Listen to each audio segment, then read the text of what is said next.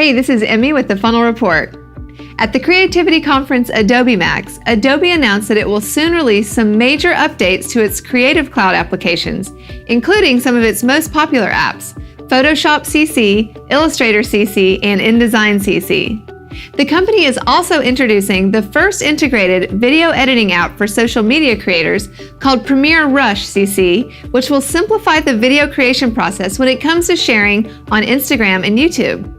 Adobe's Chief Product Officer and EVP said, "By continuing to innovate in our flagship apps, extending into exploding segments such as experience design and social video creation, and pioneering in emerging mediums like touch, voice, 3D, and augmented reality, Adobe Creative Cloud has truly become the creativity platform for all."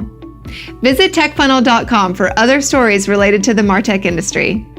Connect with us on Facebook, Twitter, LinkedIn, and Instagram.